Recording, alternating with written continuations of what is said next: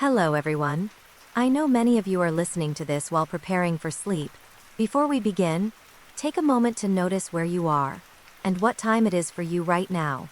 You don't need to type anything if you're already drifting off. And if you enjoy calm stories like this, you can gently support the channel by liking and subscribing. Whenever you feel comfortable, now, let the rain fade into the background and allow the story to unfold slowly. The call came in just after midnight, a routine complaint. A woman claiming her neighbors were making unbearable noise again. Dispatch logged it as a low-priority disturbance, the kind officers handle a dozen times a night. Nothing about the call suggested it would end a career or reopen a mystery that had haunted the town for years. Officer Daniel Reyes arrived first. The house was neat, perfectly lit, and painfully quiet. No music, no shouting, just the soft hum of electricity. The caller, Marlene Whitaker, stood in the doorway wearing a robe and an annoyed expression. She spoke calmly, almost rehearsed, insisting the noise was coming from under the house. That phrasing struck Reyes as odd, but he followed protocol. They walked through the living room. No sounds, no signs of disturbance. When Reyes asked where the basement entrance was, Marlene hesitated for half a second too long before pointing to a door behind the kitchen. She laughed nervously. "Old houses make strange sounds," she said. "Pipes, probably." The basement stairs were steep and narrow. As Reyes descended, the air changed, cooler, heavier. The smell came next. Faint, sour, unmistakably wrong. His flashlight swept across stacked boxes, old furniture, plastic storage bins labeled in careful handwriting. Then the beam stopped. In the far corner, partially concealed behind shelving, was a shape wrapped in layers of black plastic. It was bound tightly with duct tape, edges stiff with age. Reyes froze. Training took over. He radioed for backup with a voice that betrayed just enough tension to raise alarms. Within minutes, the house was swarming with officers. The bundle contained human remains. The discovery shocked the town, but what followed shocked them more. The body belonged to a man who had been reported missing 11 years earlier. Thomas Hale, a local contractor who vanished after a late-night job. His disappearance had gone cold within months. No suspects, no evidence, just a quiet file collecting dust. Until now. Investigators searched the basement more thoroughly. Behind a false wall, they found tools matching those once owned by Hale. Old receipts, a burned phone, and, most chilling of all, a handwritten notebook. It belonged to Marlene. Page after page detailed her life in precise, obsessive entries, grocery lists, weather notes, and then darker things, mentions of the noise returning, of him walking again, of needing to keep him still. Forensic experts later determined Hale had likely died the same night he disappeared. The cause, blunt force trauma. The motive, however, was stranger than anyone expected. Hale had once worked on Marlene's basement. According to neighbors, she became convinced he had installed something to spy on her. There was no evidence he had, but in her journal she wrote about hearing him whispering through the walls long after he was gone. Psychologists would later say the paranoia likely grew slowly, unnoticed, untreated. The most haunting detail came from the 911 recording. When analysts replayed the call, enhancing the audio, they heard something beneath Marlene's voice, a faint, rhythmic thudding. Not music. Not pipes. A loose beam shifting under the house as officers walked above it, the noise complaint that brought police to her door wasn't coming from neighbors at all. It was coming from the basement. And without realizing it, Marlene had called the police on herself. Everyone on Maple Ridge Drive trusted Evelyn Carter. She baked cookies for new families. She watered neighbors' plants when they were away. She organized holiday decorations and never missed a community meeting. To the outside world, Evelyn was the definition of dependable, quiet, polite, and always helpful. So when her husband, Mark Carter, vanished 12 years earlier, no one questioned her story. She said he left one morning for a business trip and never came back. Police searched. Flyers went up. Volunteers combed nearby highways and rest stops. There were no bank records, no phone pings, no sightings. Eventually, the case was labeled voluntary disappearance. Tragic but not unheard of. Life moved on. Evelyn stayed in the same house. She kept the same routines, same garden, same smile, same calm voice. People admired her strength. Until one phone call changed everything. It came into the non-emergency line late one evening. A confused elderly man had dialed by mistake. He thought he was calling his daughter, but instead reached dispatch. Before the operator could correct him, he muttered something strange. "I hear him again. The man in the wall. He's tapping." The dispatcher tried to clarify, but the call disconnected. Tracing the number led police to a landline registered to an address no one had thought about in years. Evelyn Carter's house. Officers were sent for a welfare check, assuming it was either a wrong number or a medical issue. When they knocked, Evelyn answered as calmly as ever. She laughed softly when told about the call. "Oh dear," she said. "I don't even have a father anymore. Must have been a glitch." But one officer noticed something odd. Behind her smile, her hands were shaking. They asked to step inside to ensure everything was okay. She hesitated, just a moment too long, then stepped aside. The house looked exactly as neighbors remembered it, spotless, orderly, frozen in time. Old framed photos still showed Evelyn and Mark smiling together, as if he'd never left. When asked about the phone, Evelyn said it barely worked and hadn't been used in years. That's when an officer heard it, a faint, rhythmic tapping. Soft, deliberate, coming from inside the walls. The sound stopped when they moved closer. Police called in specialists. Thermal imaging revealed a cold pocket behind the basement drywall, a hollow space that shouldn't exist. When they opened it, they found a sealed crawl cavity. Inside were skeletal remains, carefully wrapped and positioned. Dental records confirmed the truth within hours. It was Mark Carter. The investigation unraveled quickly after that. Neighbors recalled arguments years earlier. A contractor remembered reinforcing a basement wall at Evelyn's request shortly after Mark vanished. Bank records showed she continued collecting his pension long after his disappearance. But the most chilling evidence came from an old answering machine found in storage. One recovered message, dated the week Mark vanished, played clearly. "Evelyn, please, let me out, I can't breathe in here." The recording ended with frantic tapping, the same tapping the officer had heard through the wall. Experts later testified that stress and age had likely caused Evelyn to accidentally redial an old stored number, triggering the call that exposed her secret. Others believed something darker, that guilt had finally broken through years of silence. Evelyn never admitted to murder. She claimed she had only tried to make the noise stop. She was sentenced quietly, without emotion. The house on Maple Ridge was eventually sold, renovated, and painted. But neighbors still say that late at night, when everything is still, you can sometimes hear a soft tapping sound traveling through the walls, slow, patient, and waiting to be heard. Evan Brooks never missed a shift. For 7 years, he worked nights at the Westmore Distribution Center, clocking in at 10 p.m. and leaving just before sunrise. Quiet, reliable, and polite, Evan was the kind of employee supervisors never worried about. He didn't party, he didn't cause problems, he went to work, went home, and took care of his mother. So when he failed to show up one morning, people noticed immediately. At first, his supervisor assumed he'd overslept.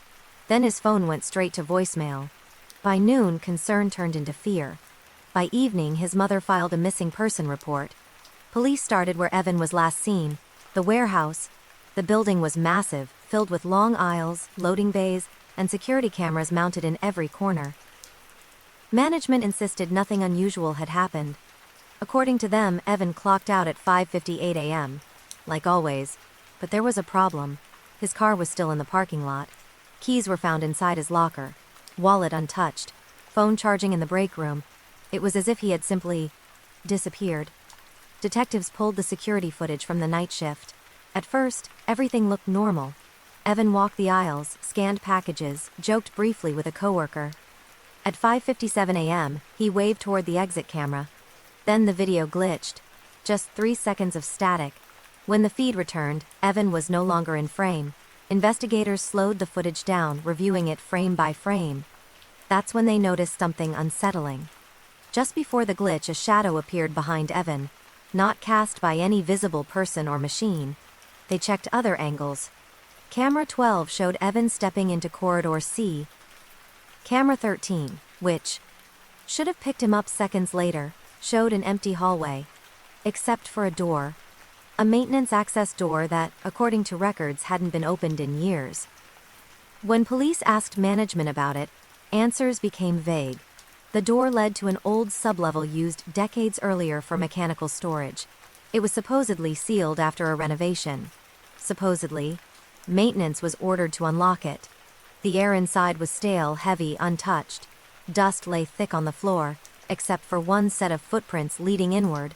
At the far end of the corridor, officers found something that made them stop cold, a security badge. Evans. Further in, they discovered a chair, a small table, and handwritten notes taped to the wall. Pages of dates, times, shift numbers, all written in Evans' handwriting. The last note read, "Someone else clocks out for me." Forensics confirmed Evan had been alive down there for days after his disappearance. Food wrappers and water bottles suggested someone had been bringing supplies, someone who knew the building, someone with access. Attention turned to the night supervisor, a man named Carl Denton. Carl had worked there for over 20 years. He controlled camera access, he approved maintenance logs, and, crucially, he was the only one who could manually override the camera feed. When confronted, Carl claimed Evan had been helping with an off-the-books inventory project, but his story collapsed under scrutiny. Investigators discovered that Evan had reported safety violations weeks before disappearing, violations that could have shut the facility down. Phone data revealed deleted messages. Threatening ones, "You don't know how this place really works. Stop asking questions. Some doors should stay closed." Under interrogation, Carl finally broke. He admitted he had lured Evan into the sublevel to talk. He claimed it was never supposed to go that far. That Evan panicked. That things got out of control. The cameras were altered to erase the moment Evan vanished. The glitch wasn't a malfunction. It was deliberate. Carl was arrested and later convicted of manslaughter and evidence tampering. The company quietly settled with Evan's family, issuing a statement about system failures and deep regret. The warehouse still operates today, but workers say there's one camera, camera 13, that still flickers sometimes during the night shift. And for a split second, if you pause the feed just right, you can see a figure standing in the hallway, waiting to clock out. In the quiet town of Brookvale, nothing mattered more than trust. People didn't lock their doors. Neighbors shared spare keys. And when it came to their children, there was only one name everyone agreed on without hesitation: Linda Harper. She was the town's favorite babysitter. For nearly 15 years, Linda watched children after school, on weekends, during emergencies. Parents praised her patience, her soft voice, her warm smile. She kept detailed schedules, baked cookies, and never once raised her voice. Some families said she felt like a second grandmother. That's why no one questioned it when children sometimes came home unusually quiet, or when a few started having nightmares, or when one little boy began crying every time his mother mentioned Linda's name. Parents told themselves kids imagined things. Brookvale was safe. Linda was kind. Everyone knew that. The first real crack appeared when 8-year-old Noah refused to go inside her house one afternoon. He clung to his mother's leg, shaking, whispering, "Please don't make me go back in the quiet room." His mother laughed it off at first, until she asked what he meant. Noah said Linda had a special room where bad kids had to sit and think. He said the lights were off, the door was heavy. And sometimes she forgot how long they'd been in there. Alarmed, his mother confronted Linda that evening. Linda smiled gently and said, "Oh, that? Just a little time-out space. Children exaggerate." But that same night, Noah woke up screaming. His parents called the police the next morning. Officers arrived expecting a misunderstanding. Linda welcomed them calmly, offering tea. Her home looked spotless, warm, harmless. But when police asked to see the quiet room, her smile faltered. "Just for a moment. It's just a storage closet," she said. The door was located at the end of a hallway. It had a lock on the outside. Inside, officers found a small padded chair, scratch marks on the wall, and tally lines carved into the paint. A strong smell of disinfectant hung in the air, as if something had recently been scrubbed away. What shocked them most was the notebook hidden on a shelf. It contained names, dates, and notes next to each child. Talks too much. Doesn't listen. Needs longer time. Some entries went back over a decade. As the investigation widened, more parents came forward. Children who had long struggled with anxiety, fear of dark rooms, or unexplained panic attacks finally began to talk. They described being locked inside the closet for hours, told to stay silent, told no one would believe them. Linda was arrested that evening. During questioning, she never raised her voice. She insisted she was teaching discipline the old-fashioned way. She said children today were too soft and needed structure. When detectives asked why she kept records, she answered calmly, "So I wouldn't forget who needed extra help." Psychologists later testified that Linda displayed a deep need for control, hidden beneath years of carefully crafted kindness.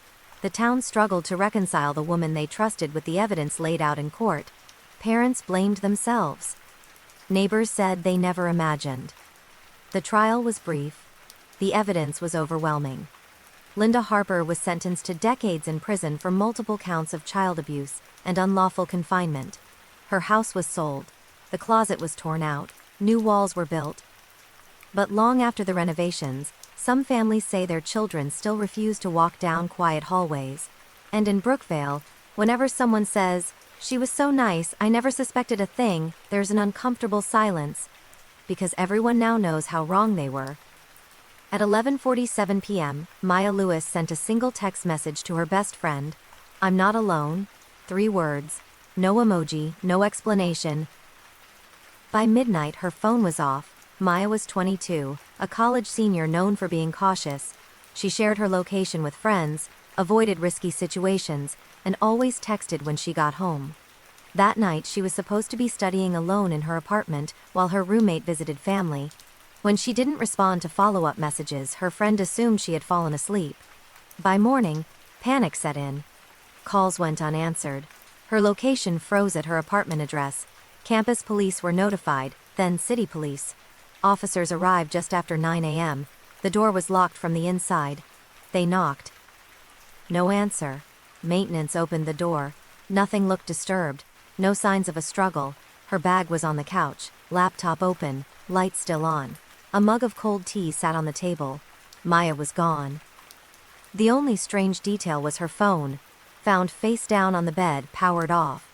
Investigators later confirmed it had been shut down manually at 11:48 p.m., 1 minute after the final text. At first, police suspected she had left willingly, but her family insisted something was wrong. Maya never disappeared without telling someone, and she never turned off her phone. Detectives pulled phone records and found so. Anything chilling. Just before her final message, Maya had received a call from an unknown number. The call lasted only 6 seconds, too short for a conversation, long enough for someone to say one sentence. Security footage from the apartment hallway showed Maya stepping out of her unit briefly at 11:46 p.m., barefoot, as if responding to a knock. She looked confused, not alarmed. The camera glitched 2 seconds later. When it came back on, the hallway was empty. No one entering, no one leaving. It made no sense. Investigators expanded their search to the building's maintenance logs. That's when they discovered something unusual. One maintenance badge had been used to access multiple floors that night, including Maya's, even though no work was scheduled. The badge belonged to a contract technician named Aaron Pike. He had started working in the building just 3 weeks earlier. When police went to question him, he didn't show up for his shift. His phone was found abandoned in a trash bin miles away. But the break in the case came from Maya's cloud backup. A corrupted audio file had synced automatically seconds before her phone shut off. Technicians recovered it carefully.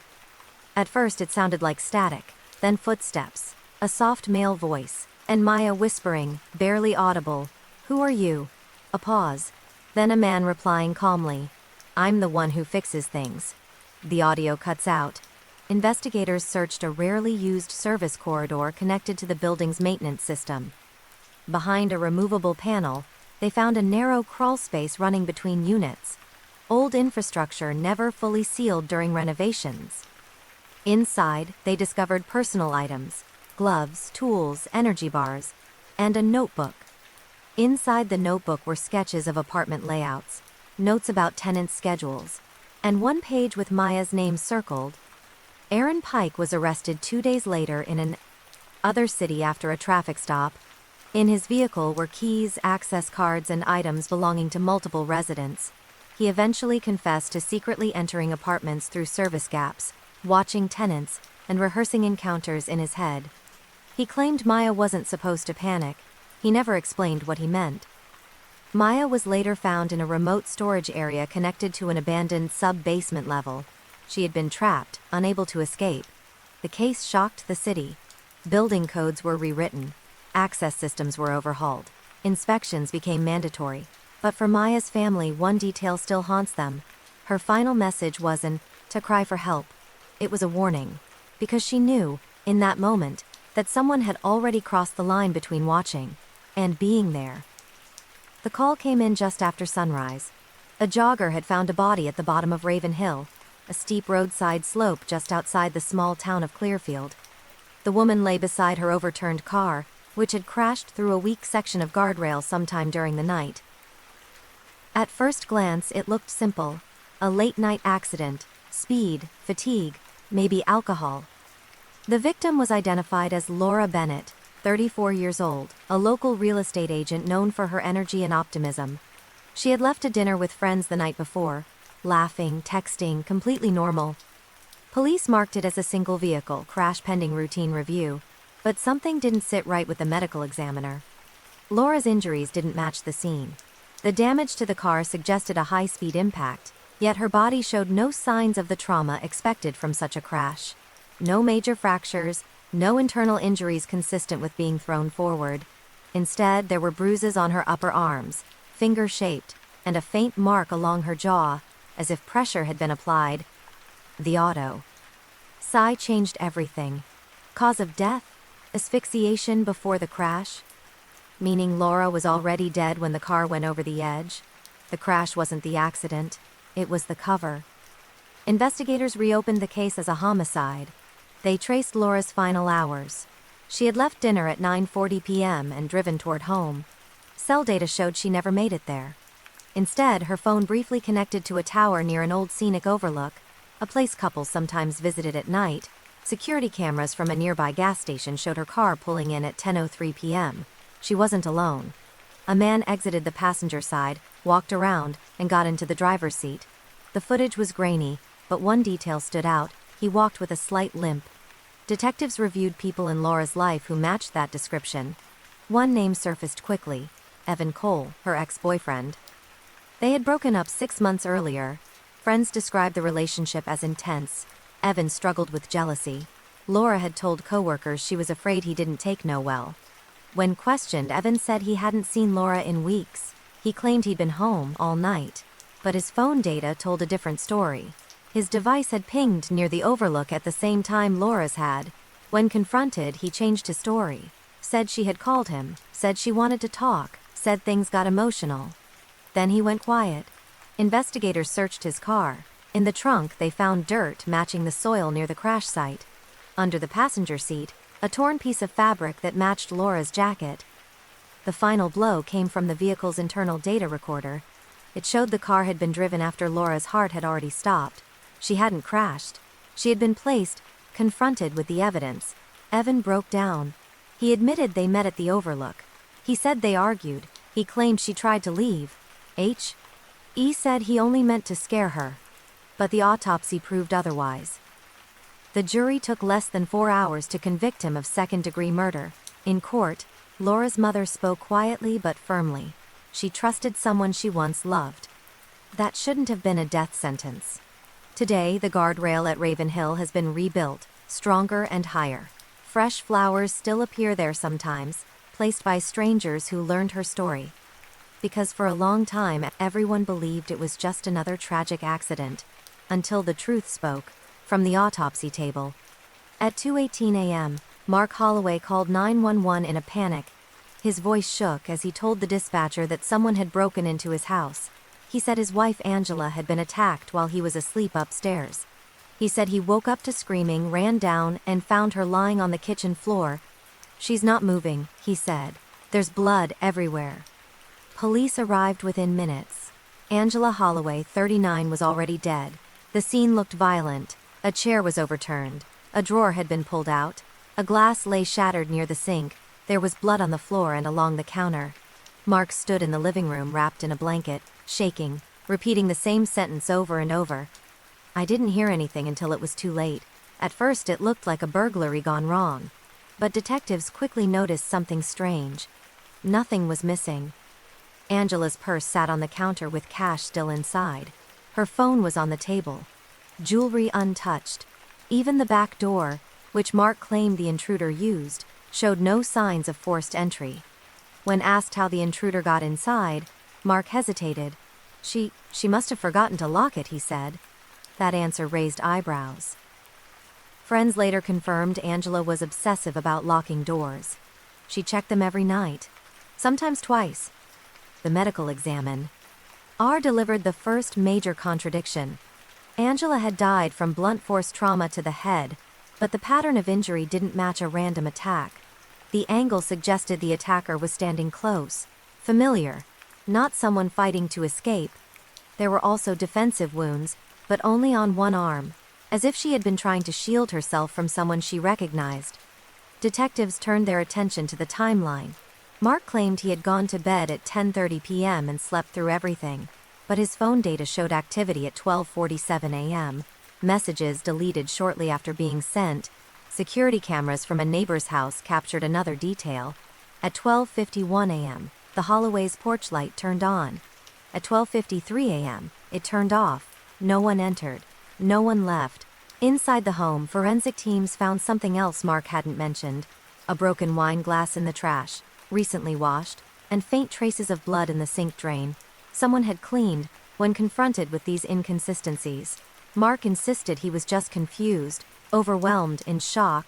Then investigators found the detail he forgot to account for: the 911 call. Audio analysts enhanced the background noise. Beneath Mark's voice there was a faint sound, rhythmic, hollow, footsteps, moving upstairs, the same stairs Mark claimed he had been sleeping on the entire night. Even more damaging was the medical examiner's revised estimate of time of death, between 11:30 p.m. and midnight, nearly 2 hours before Mark called for help, which meant he hadn't just found her, he had been awake, moving, thinking. Pressed further, Mark finally cracked. He admitted they had argued that night about money, about Angela planning to leave, about a bank account he didn't know existed. He said she laughed when he accused her of hiding things. That laugh, he claimed, set him off. He insisted he didn't mean to kill her. But evidence told a clearer story. After the argument turned violent, Mark staged the kitchen to look like a burglary, wiped surfaces, changed clothes, and waited before calling police, hoping confusion would do the rest. It didn't. At trial, prosecutors played the 911 call side by side with the staircase audio. The jury watched Mark's face change as he realized what he had forgotten: the very sound that proved he was lying. He was convicted of second-degree murder and sentenced to decades in prison. Today, the Holloway house sits empty. Neighbors say the porch light sometimes flicks on by itself late at night, and those who know the case say the silence afterward feels heavy, like the house remembers the truth, even if the killer tried to erase it. At first, police almost ignored it. It had been sent accidentally, a pocket recording left on a phone with no message attached, just static, muffled movement and faint background noise. But when investigators listened closely, they realized it wasn't empty at all. It was the only record of what happened to Rachel Kim. Rachel was 24, a graduate student who lived alone in a small apartment near campus. She was careful, organized, and known for always checking in with her family. On the night she disappeared, she had finished studying late and texted her sister, "Heading home now. Talk tomorrow." She never made it. When her phone went straight to voicemail the next morning, her sister assumed it had died. By evening, panic set in. Police were called. Rachel's car was found parked normally outside her building. Her apartment door was locked. Inside, everything looked untouched. No struggle, no mess, no note, just silence. The only clue came from her phone provider, which showed a voicemail file created at 11:42 p.m., minutes after she arrived home. The call had no number attached, and had never been listened Oh. Detectives played it carefully. At first, there was only the faint sound of fabric brushing against a microphone, then footsteps, then a door opening. A woman's voice, Rachel's, could be heard distantly. Hello? A pause, then another voice. Male, calm, close. Hey, don't hang up. The sound shifts, like the phone being moved or dropped into a pocket. Breathing becomes faster. Footsteps echo. A door creaks. Then Rachel's voice again, quieter now. I think this is the wrong apartment. There's a brief scuffle. Not loud, just confusion. The audio captures a sharp inhale, then muffled movement. After that, only sound, a car door opening, an engine starting. The recording continues for several seconds before cutting off. Investigators realize something chilling. Rachel had accidentally called her own voicemail while her phone was in her pocket. It recorded the beginning of her abduction. Security footage from the building showed Rachel entering the lobby at 11:39 p.m. Moments later, a man followed her inside, holding a box as if making a delivery. His face was partially hidden by a cap. No cameras covered the stairwell. Her neighbors reported nothing unusual, except one woman, who remembered hearing a car idle longer than usual outside around midnight. Police traced nearby traffic cameras and spotted a dark sedan circling the block twice, before stopping briefly near Rachel's building. The license plate was partially visible. It belonged to a rental. The rental agreement led them to a name, Thomas Reed, a temporary contractor who had worked in several apartment complexes in the area. When police searched his vehicle, they found duct tape, gloves, and a phone mount. In his trunk was a notebook containing building addresses, including Rachel's. Inside his phone were recordings, dozens of them, accidental recordings, pocket audios, some lasting seconds, some minutes. Investigators realized he had been intentionally triggering recordings to test how much audio a phone could capture without being noticed. Rachel's voicemail wasn't an accident. It was a mistake he hadn't planned for. Under interrogation, Thomas initially denied everything. But when detectives played the voicemail, his demeanor changed. He stared at the table and whispered, "That wasn't supposed to save." He later confessed to luring Rachel by pretending to be a delivery worker who needed help getting into the building. He claimed he didn't mean to hurt her. Rachel was found days later in a remote storage facility tied to properties he had access to. Her case sent shockwaves through the city. Apartment security policies changed. Delivery verification rules were updated. Universities issued new safety protocols. But the most haunting part remained the voicemail, played once in court and never again publicly released, because in under 40 seconds, it captured the exact moment a normal night turned into a nightmare, a recording she never meant to make, and the only witness that never forgot. When Daniel Price didn't show up for work on Monday morning, his manager wasn't immediately worried. Daniel was quiet, reliable, and rarely late, but he had taken sick days before. It wasn't until his sister stopped by his apartment that evening and found it untouched that concern turned into fear. His phone was on the charger, his wallet sat on the table, his jacket still hung by the door. Daniel had simply vanished. Police opened a missing person case, but there were no signs of struggle, no forced entry, and no suspicious messages. His bank accounts showed no unusual activity. Friends said he'd seemed normal the last time they saw him, too normal. Days passed with no leads. Then a detective noticed something small in Daniel's trash can. A crumpled grocery receipt. First, it looked useless. Just a list of basic items: bread, milk, pasta, canned soup. But the timestamp caught her attention. The receipt was printed at 2:14 a.m. Daniel worked day shifts. He never shopped that late. The store listed on the receipt was also unusual. A 24-hour grocery nearly 20 miles away, far outside his usual routine. Investigators pulled the store's security footage. At 2:12 a.m., Daniel appeared on camera pushing a cart slowly down the aisle. He looked tired, distracted, almost guided. Behind him, just out of frame, walked another man. The man never touched Daniel, never spoke visibly, but stayed close enough that Daniel occasionally glanced back at him. At the checkout, the camera captured something chilling. Daniel paid in cash. Then, before leaving, he turned back and bought one more item, a roll of trash bags. Police enhanced the footage. The man following him had his face partially hidden under a hood, but one detail stood out, a distinctive tattoo peeking from his sleeve.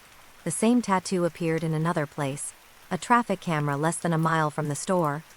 The vehicle belonged to Ryan Keller, a former co-worker of Daniels who had been fired months earlier after repeated conflicts. When questioned, Ryan claimed he hadn't seen Daniel in weeks, but cell phone data placed him near Daniel's apartment the night he disappeared. Search warrants followed. Inside Ryan's garage, investigators found cleaning supplies, gloves, and a faint smell of bleach. In a storage bin, they discovered a receipt, identical to the one found in Daniel's trash. Same time. Same items. The breakthrough came when forensic accountants examined store data more closely. The register log showed that Daniel's transaction had been partially voided, then re-entered. That meant the cashier had manually rescanned items, something usually done only if someone taps away mid-transaction. Video review showed the moment clearly. Daniel paused at the register. The hooded man leaned in and whispered something. Daniel nodded once, slowly, then walked out of frame. The hooded man finished the transaction. He paid for Daniel's groceries. That detail changed everything. Police theorized Daniel had been coerced, threatened into compliance. The grocery trip wasn't normal shopping, it was part of a controlled movement. Search teams expanded into nearby industrial areas.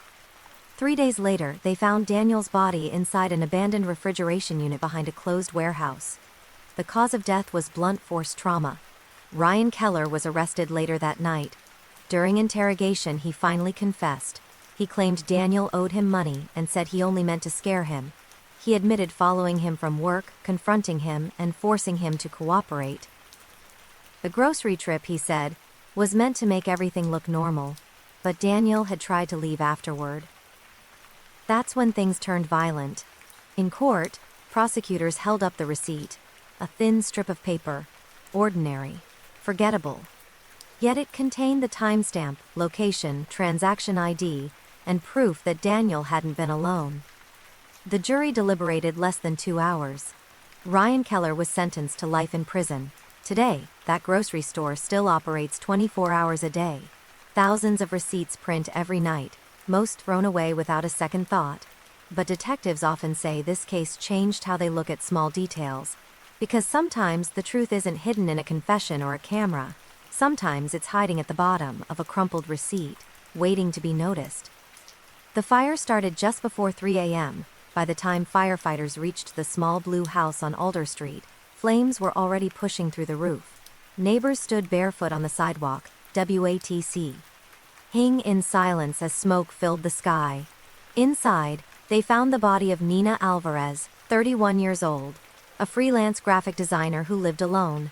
At first, the case seemed straightforward. The fire marshal's early report pointed to an electrical fault near the living room outlet. Old wiring, overloaded extension cords, a tragic but common accident. The case was almost closed within 48 hours. Almost. What stopped it was a single observation from a rookie investigator who had been assigned to assist with documentation. He noticed something strange about the soot patterns on the hallway floor. There were footprints, not burned into the floor, pressed through the ash, bare footprints, leading away from the bedroom, and then, stopping. Fire investigators returned to the scene with fresh eyes. The bedroom, where Nina had been found, showed signs of smoke inhalation but very little fire damage. That suggested she had been unconscious before the flames spread. The real fire had started in the living room, far from where she was discovered. The footprints were photographed, measured, and cast. They belonged to an adult male, and they were clean. Too clean. If someone had escaped during the fire, their feet would have soot, burns, or debris. These prints looked like someone had walked before the fire fully developed, which meant one thing. Someone had been in the house before the fire and left. Investigators dug into Nina's recent life. She had no enemies, no criminal record, no known threats. But co-workers mentioned she had recently ended a relationship with a man named Evan Brooks. The breakup had not gone well. Text messages showed Evan repeatedly asking to talk one last time. When she stopped responding, the messages turned bitter, then apologetic, then silent. Phone records placed Evan's phone near Nina's house at 2:11 a.m. He claimed he had been iving around to clear his head.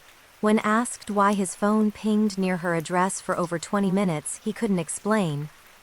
Investigators returned to the fire debris and re-examined the electrical outlet believed to have caused the blaze. It hadn't failed. Someone had poured an accelerant behind the couch. The fire wasn't an accident. It was staged. Lab tests confirmed traces of gasoline on the carpet and on a pair of shoes recovered from Evan's apartment. The soles matched the footprint pattern found in the ash. Confronted with the evidence, Evan denied everything at first. Then he claimed he had gone over to talk things out and found Nina asleep. He said he left peacefully. But forensic evidence told a different story. Nina had been unconscious before the fire started. Toxicology revealed sedatives in her system, medication not prescribed to her. Investigators believe Evan drugged her during an earlier visit, returned later, and set the fire thinking it would erase everything. What he didn't account for were the footprints. He had stepped in ash after igniting the fire, walked partway down the hall, then panicked and fled, leaving behind the one thing fire couldn't destroy, his path. At trial, prosecutors displayed enlarged photos of the footprints side by side with casts from Evan's shoes. The match was undeniable. The jury took just 90 minutes. Evan Brooks was convicted of arson and first-degree murder. Today, the house on Alder Street has been rebuilt.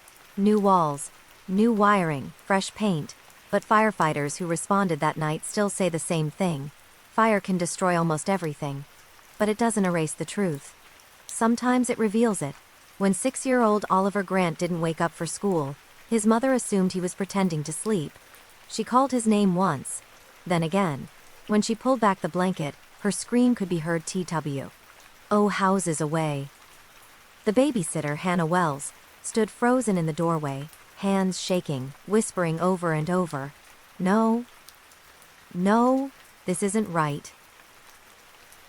Police arrived within minutes. The home showed no signs of forced entry. Doors were locked, windows closed, nothing appeared stolen. The scene didn't look like a break-in. At first, investigators believed the tragedy had happened during the night while everyone slept, but one detail didn't fit. Hannah, the babysitter, gave a statement almost immediately, and in it, she said something no one had told her yet. She said, "I think Marcus did this." The room went silent. Detectives looked at each other. No suspect names had been released, not even internally. When asked how she knew that name, Hannah froze. I just had a feeling," she said. Oliver talked about him a lot, but that raised a problem. Oliver had never mentioned anyone named Marcus to his parents, teachers, or friends. Police pressed her gently. Hannah began to cry and said she was tired and confused. She claimed she must have overheard something, but the seed was planted. Detectives dug deeper. They learned that Hannah had been babysitting for the family for nearly a year. She was trusted, punctual, and quiet. She often stayed late. Sometimes she even slept on the couch when the parents worked overnight shifts. She had access, and she knew routines. When investigators searched her phone records, they found something disturbing. Multiple deleted messages sent late at night to an unsaved contact, labeled only as mem. Phone tower data placed that number near the house several times over the past month. The number belonged to Marcus Hale, Hannah's ex-boyfriend. Marcus had a violent record. Assault charges, restraining orders. He wasn't allowed near children. When police brought him in for questioning, he denied everything. Said he hadn't seen Hannah in months. CLA. IMED, he didn't even know where she worked. But surveillance footage from a gas station 2 blocks away showed Marcus buying cigarettes the night before the incident. At 11:42 p.m., Hannah had texted him at 11:39 p.m. Now, investigators reconstructed the timeline. Hannah had let Marcus into the house after the parents left. Something went wrong, whether panic, rage, or recklessness, no one could say for sure. What mattered was that Oliver was harmed while the 2 adults were present. The detail that sealed the case came from a child's drawing found in Oliver's backpack. It showed a stick figure labeled me, a taller figure labeled Hannah, and another figure drawn in red. Next to it was a name written in uneven letters, Marcus. The drawing had been made 2 days earlier at school. When confronted with this evidence, Hannah broke down. She admitted Marcus had been coming over secretly. She said she was afraid to say no. She claimed she never thought he would hurt anyone. Marcus eventually confessed during a second interrogation. He was convicted of murder. Hannah was charged with child endangerment and obstruction of justice. At sentencing, the judge said something that echoed through the courtroom. The most frightening part of this case is not that a stranger entered the home, but that trust opened the door. To this day, investigators still say the same thing. The case might have gone unsolved if Hannah hadn't spoken too soon, because the killer's name came from her lips, before the police ever said it aloud. Officer Lena Morales had been on patrol for nearly 8 hours when she spotted the car drifting between lanes. It was just after midnight. The road was nearly empty, the kind of quiet stretch where nothing ever seemed to happen. She turned on her lights, expecting a simple DUI stop or maybe a tired driver. The car pulled over slowly. Inside was a middle-aged man with neatly combed hair and trembling hands. His name was Harold Finch. He spoke politely, almost too politely, apologizing over and over as he handed over his license. He said he was nervous around police. Officer Morales noticed the smell first. Not alcohol, but something stale and metallic. She couldn't place it. She asked where he was coming from. "Just driving," he said. "Trying to clear my head." When she asked where he was headed, he hesitated. "Home," he finally said. His license showed an address nearly 3 hours away. That inconsistency alone was enough to keep the stop going. While running his information, Morales noticed something odd. Harold's license had been flagged years earlier in connection with a missing person case. Not as a suspect, but as someone of interest. No charges, no follow-up, just a note. She returned to the car and asked him to step out. That's when she saw it. In the back seat, partially hidden under a blanket, was a locked metal storage case. Harold immediately tensed. "It's just tools," he said quickly. "I restore furniture." Morales asked if she could take a look. He refused. That refusal, combined with the flag and his nervous behavior, gave her enough cause to call for a K9 unit. When the dog arrived, it alerted instantly on the trunk. The search warrant came fast. Inside the metal case were dozens of laminated photographs. They were old, some yellowed with age. Each showed a different person. Men, women, different ages, all photographed in similar poses. All taken indoors, and every single one had a date written on the back. The earliest was from 12 years earlier. Detectives were called in immediately. When they ran the faces through missing person databases, the matches began appearing one by one. Some were people who had vanished years apart in different states. Cases that had never been linked. Harold Finch had been hiding in plain sight. At his home, investigators found a locked basement room. Inside were notebooks cataloging names, dates, locations, and notes like, "Too trusting, talk too much, didn't fight." There were maps with routes highlighted, news clippings, Polaroids pinned in careful rows. But the most disturbing discovery was a shelf labeled simply, "Stopped." It contained belongings from victims whose disappearances had never been solved. Under questioning, Harold initially claimed he was a collector of stories. He said he liked to preserve moments before they disappeared. But after hours of interrogation, the story unraveled. The traffic stop had interrupted him while he was transporting items from his most recent victim, someone who had just been reported missing 2 days earlier. That person was found alive, locked inside a storage unit 2 towns away, dehydrated, terrified. But alive, that single stop, made for a drifting car, had saved a life and cracked open over a decade of hidden crimes. In court, prosecutors laid out a timeline stretching across 10 years and 6 states. Families who had lost hope finally learned what happened to their loved ones. Harold Finch was convicted on multiple counts and sentenced to life without parole. Officer Morales later said something simple when asked about the case. "I almost didn't pull him over. It didn't seem important, but it was. Because sometimes the biggest secrets don't surface during investigations or confessions. Sometimes they surface during the most routine moment of all, a traffic stop that was never supposed to matter." The house on Cedar Lane had been empty for nearly 10 years. When a young couple bought it cheap at auction, they assumed the low price was because of age and neglect. The listing mentioned previous owner deceased, no known relatives, nothing more. During renovations, everything went normally, until the bedroom wall. While removing old drywall, the contractor's hammer broke through into a narrow cavity. Something fell out and hit the floor with a dull thud. It was a small leather-bound diary, wrapped in yellowed cloth. At first the couple thought it might be a forgotten journal, maybe something sentimental. But when they opened it, the first page made them uneasy. If someone finds this, please don't ignore it. The entries were dated more than 15 years earlier, and written in careful, cramped handwriting. The author identified herself as Mary Ann Holt, the woman who had lived in the house before disappearing without explanation. Her disappearance had been ruled a voluntary walkaway. The diary told a very different story. At first, the entries were ordinary: grocery lists, weather notes, thoughts about work. But gradually, the tone changed. "I think someone is watching the house. I hear footsteps in the hallway at night. He knows when I leave." Later entries grew more specific. Mary Ann wrote about her neighbor Caleb Rowe, a man who often offered help and seemed to know things he shouldn't. She wrote that he had a key he says is for emergencies, though she didn't remember giving him one. One entry stopped the readers cold. "I tried to tell the police, but I don't sound believable. I can tell they think I'm imagining it." The final dated entry was only 3 lines long. "He came inside tonight. I heard the door.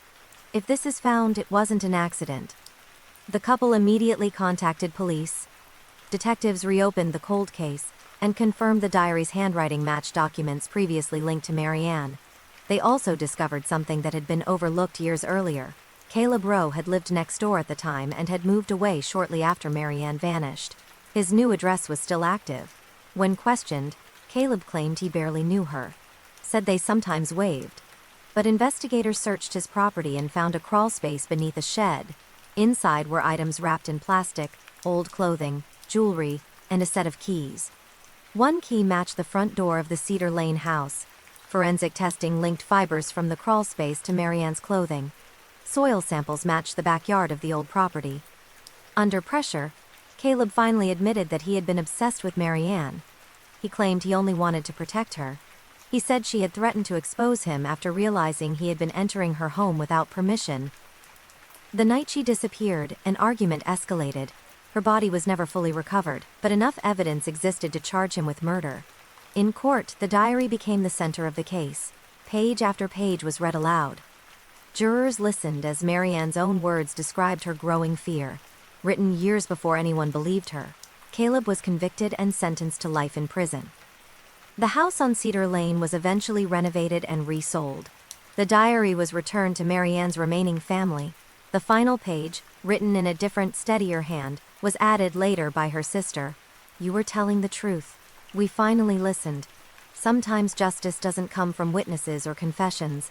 Sometimes it comes from a voice hidden behind a wall, waiting years to be heard." The interview was supposed to be harmless. A local news station had invited Grant Miller, a low-NG Time community volunteer, to speak about the annual neighborhood safety fundraiser. He was well-known, well-liked, and often described as the guy who always shows up. No one expected the segment to become evidence in a murder case. The broadcast went live at 6 p.m. Grant sat in a chair under bright studio lights, smiling politely as the anchor introduced him. They talked about community trust, looking out for one another, and how important it was to keep neighborhoods safe. What viewers didn't know was that just 3 months earlier, a woman named Rachel Donovan had disappeared from that same neighborhood. Her case had gone cold. No witnesses, no suspects, no body, just a parked car found near a walking trail and a phone left inside. During the interview, the anchor wrapped up with a friendly line. "Thanks for everything you do, Grant. People really feel safer because of neighbors like you." Grant smiled wider than before.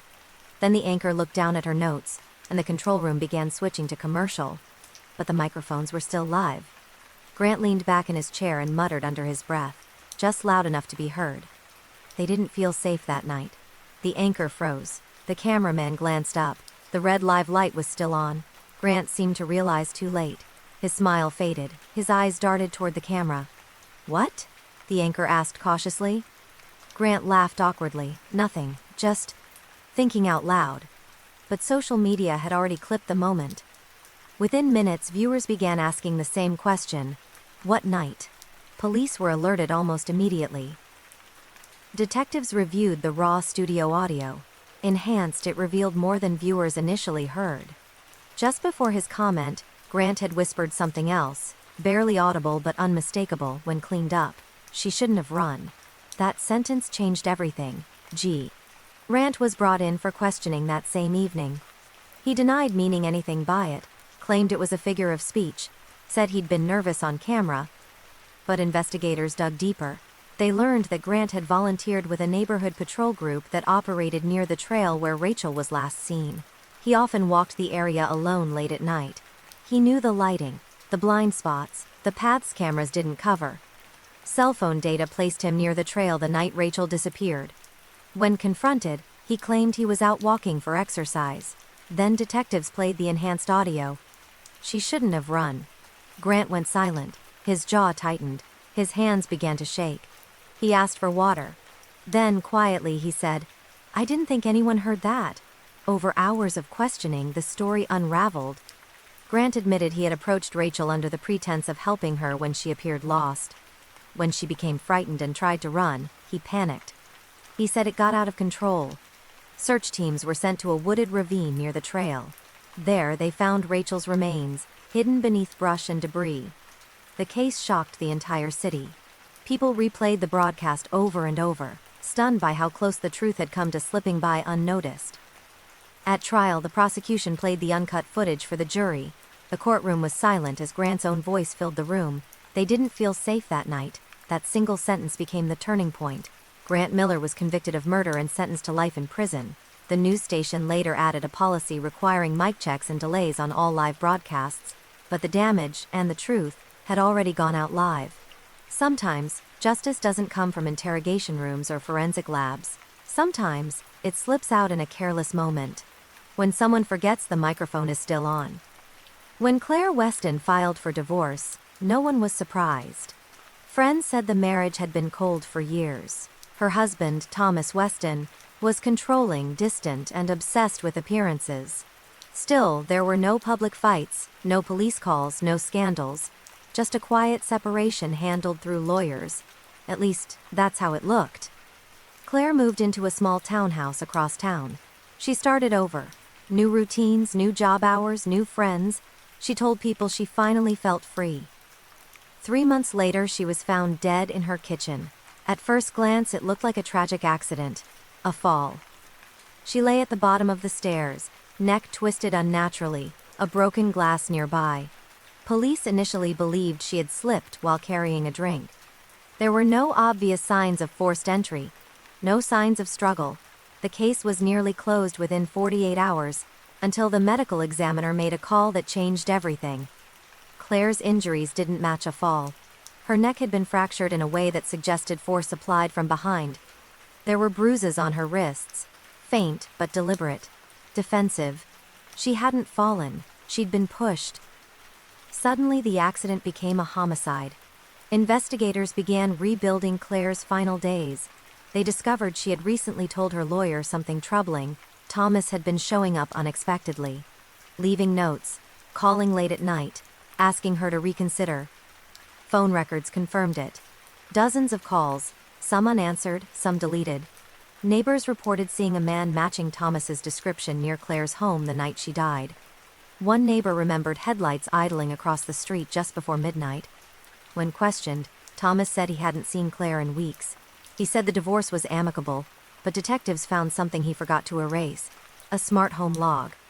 Claire's townhouse used a digital door system that recorded every unlock.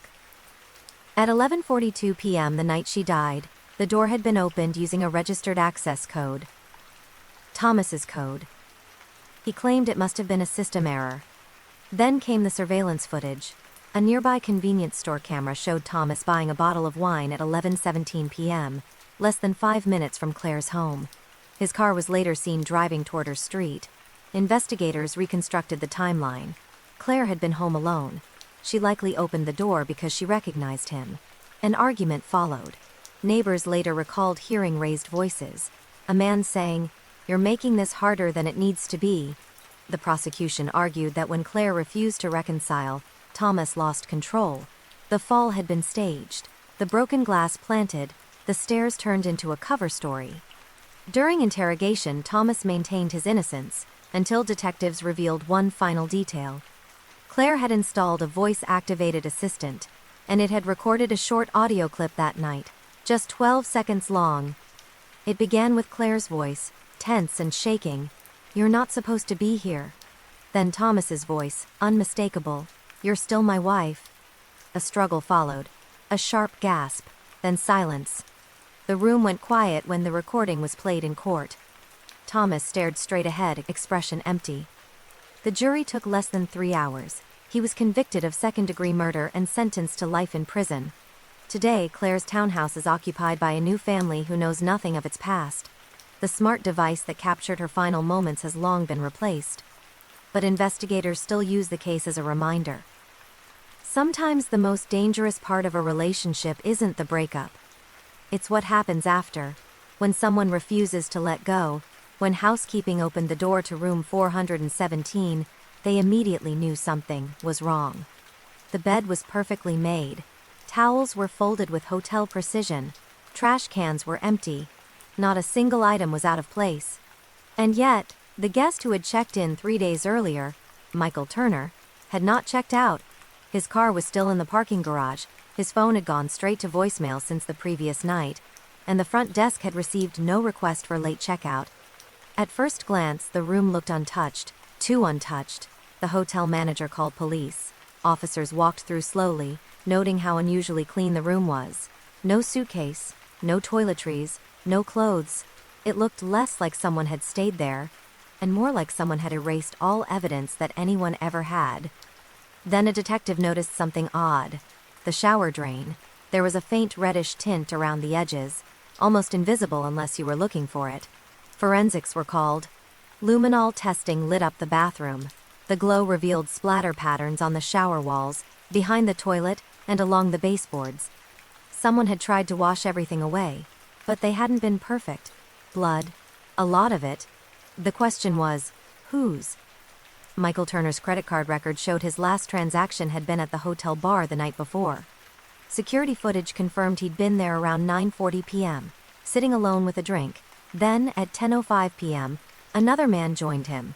The man was later identified as Caleb Rhodes, a freelance fixer who offered under-the-table services, debt collection, intimidation, private transport.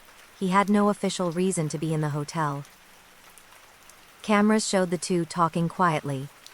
At one point, Michael stood up as if to leave, then sat back down. At 10:22 p.m. they exited together and walked toward the elevators. They were never seen together again. Keycard data showed room 417 was unlocked at 10:24 p.m. After that, the door wasn't opened again until housekeeping arrived the next day. Investigators traced Caleb's movements through nearby traffic cameras. His car left the hotel garage at 1:17 a.m. 3 hours later, too long for a conversation. Search warrants led police to a storage unit rented under a fake name. Inside, they found cleaning chemicals, gloves, plastic sheeting, and a suitcase stained with blood matching Michael's DNA. Further evidence revealed that Michael had recently withdrawn a large sum of cash and had been trying to back out of a risky business deal involving illegal loans. Caleb had been sent to persuade him. What went wrong, prosecutors argued, was that the conversation turned violent. The autopsy later revealed Michael had died from blunt force trauma and severe blood loss. Not an overdose, not an accident. The clean room was an attempt to erase the crime, but one detail sealed the case.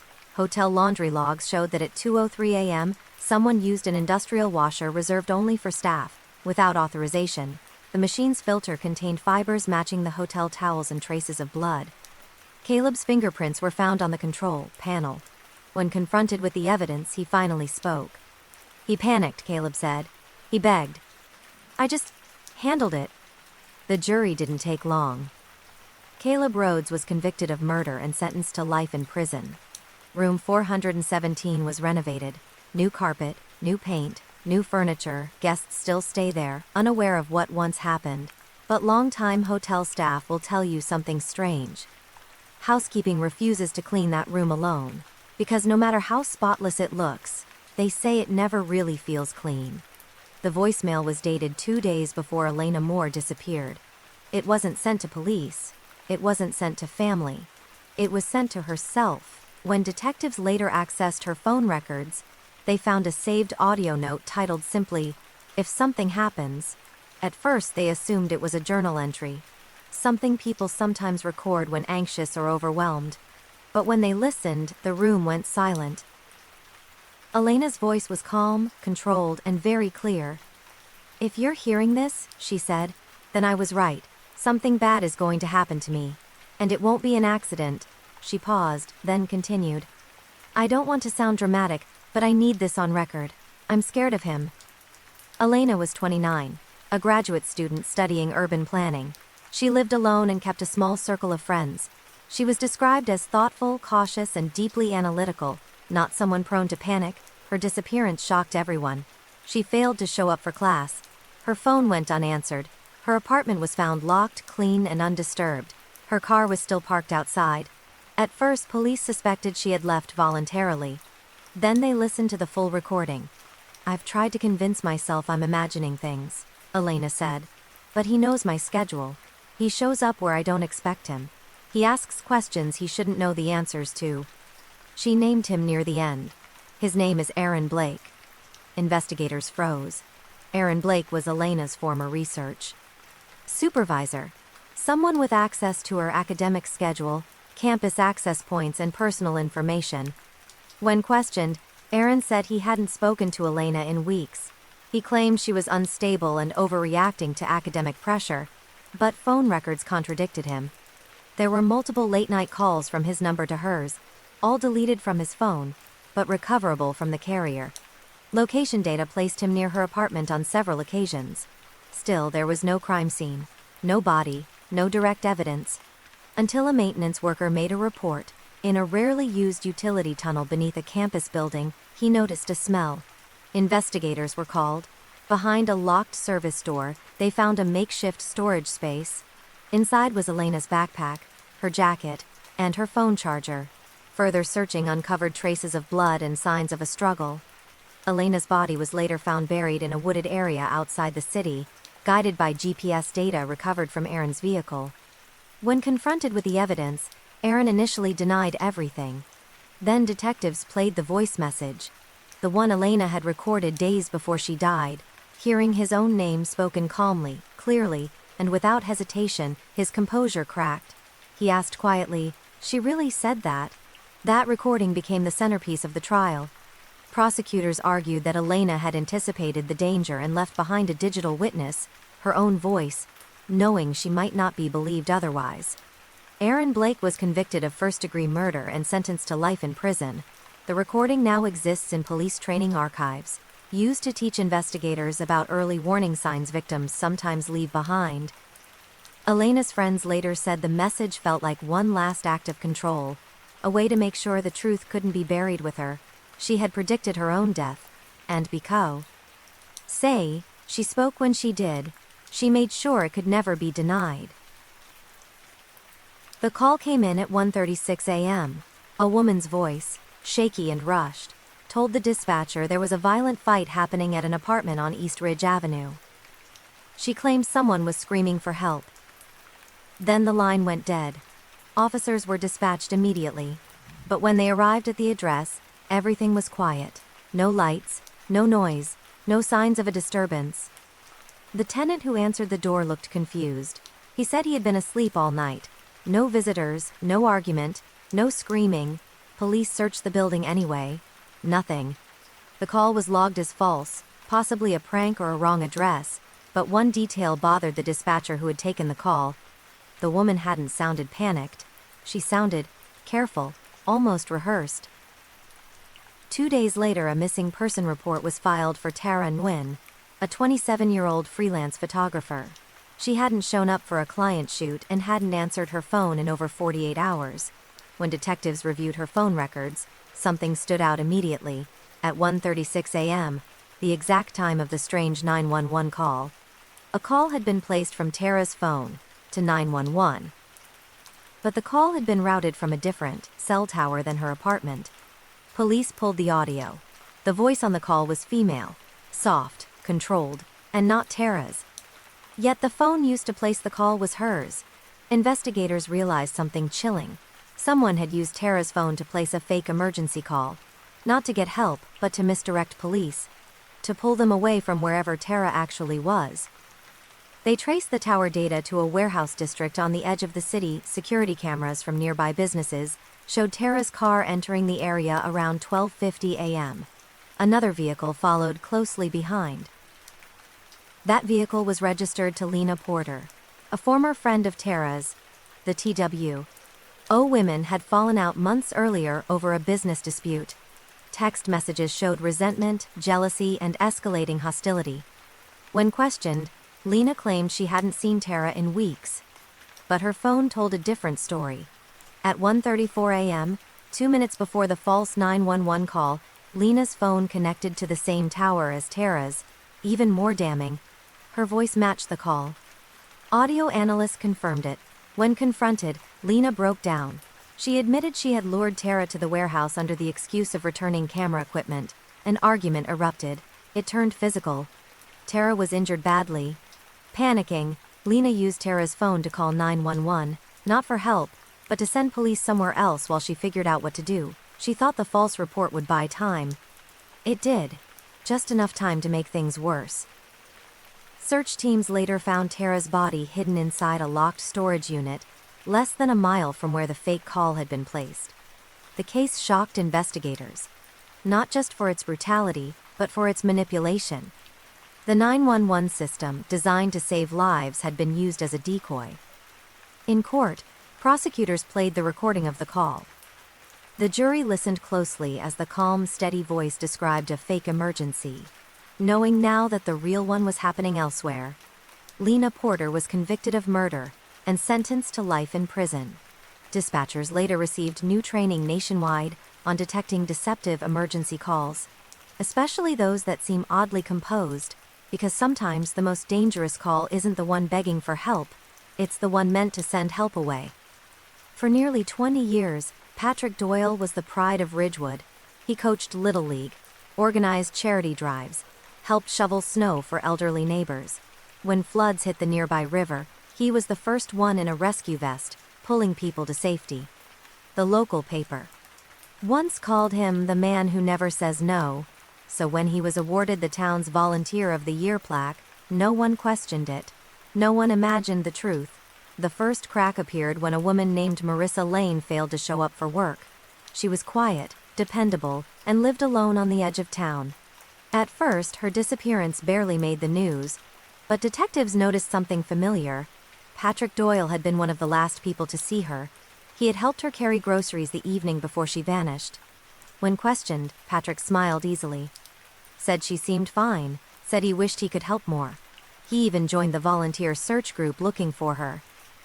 That's what made him impossible to suspect, until another woman disappeared, then another. All lived alone. All were helped by Patrick shortly before they vanished. Rides home, help with repairs, assistance during storms. Police finally began to see a pattern. They reviewed old missing person cases going back over a decade. The same name appeared again and again in witness statements. He offered to help. He was really kind.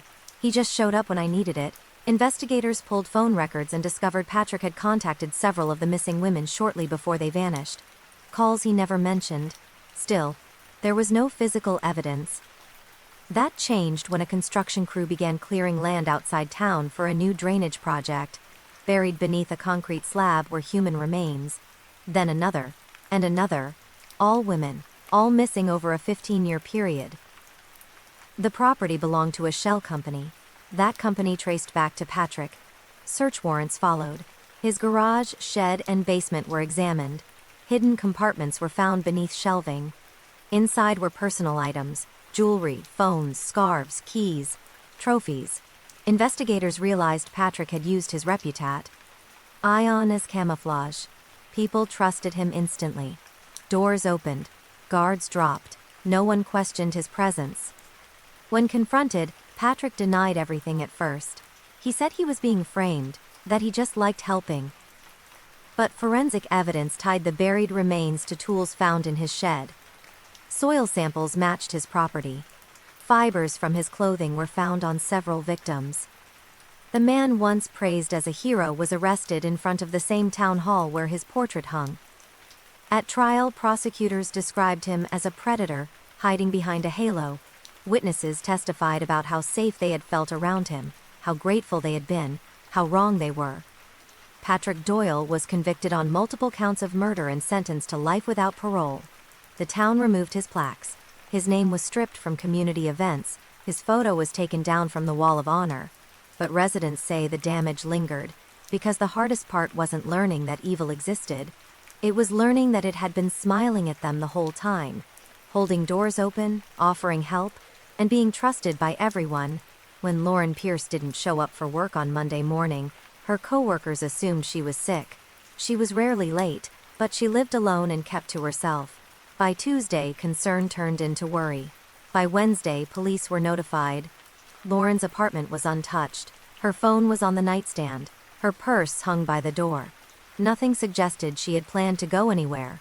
But her car was gone. A statewide alert went out, and 2 days later the vehicle was located. Abandoned in a gravel pull-off nearly 40 miles away, deep in a wooded area near an old service road. At first glance it looked like a typical abandonment case, until investigators looked closer. The car was parked too neatly, perfectly straight, engine off, doors locked, inside nothing was disturbed. Ed, no signs of a struggle. No personal items missing. Even the seat was adjusted exactly the way Lauren preferred. It looked as if she had parked it herself. But there was a problem. Lauren had never been to that area before. Her phone data showed no searches, no messages, no navigation history pointing anywhere near the location. Friends confirmed she had no reason to be there. Then came the detail that shifted everything. Tire analysis showed the car had been driven to the location, but not by Lauren. The driver's seat position had been changed after the vehicle was last used by her. The mirrors were adjusted differently. And most importantly, there were muddy footprints on the driver's side floor mat that didn't match her shoe size.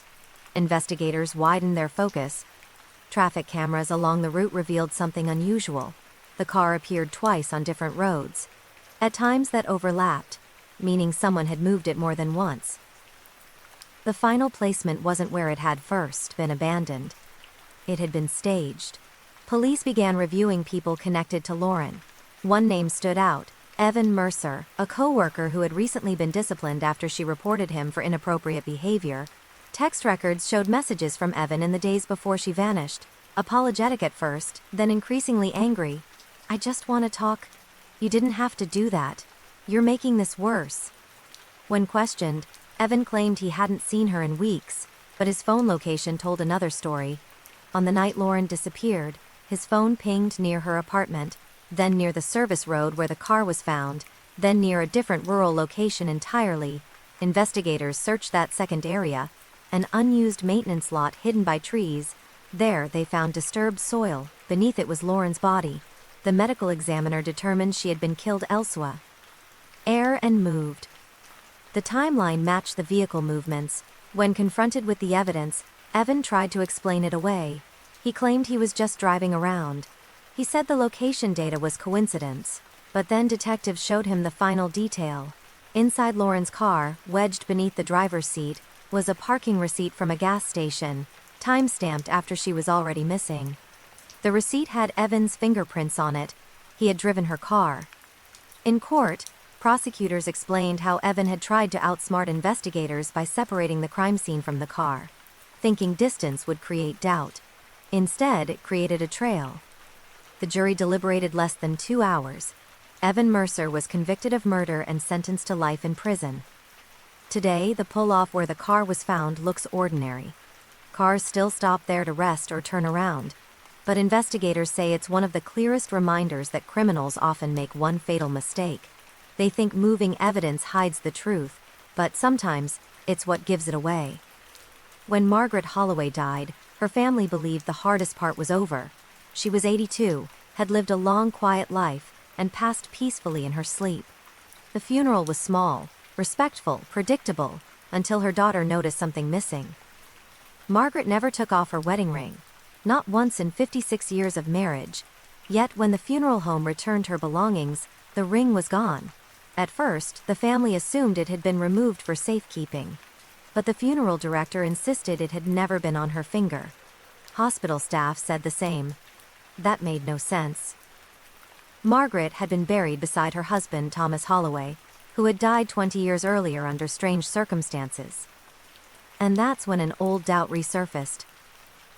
Thomas's death had always been labeled an accident. He had fallen down the basement St. Ayres late one night, broken neck, no witnesses. Case closed. Margaret told everyone it was tragic but unavoidable, yet some things never added up. The stairs had no damage, no signs of a slip, and neighbors remembered loud arguing that night, something the official report barely mentioned. Now, with the ring missing, Margaret's daughter Elaine began searching through old belongings. Inside a locked wooden box at the back of a closet, she found letters, dozens of them, all written by Margaret, but none addressed to family. They were confessions. In shaky handwriting, Margaret described years of resentment, fear, and secrets she had buried since the night Thomas died. One entry stood out. "I took the ring off before I pushed him. I couldn't bear for it to touch him again." Elaine froze. The letters detailed a marriage filled with control and quiet abuse. Margaret wrote that Thomas had threatened to leave her with nothing. That night, during an argument in the basement, she said he grabbed her arm. She wrote that she pushed him away. He fell and didn't get back up. The next lines were chilling. "I waited.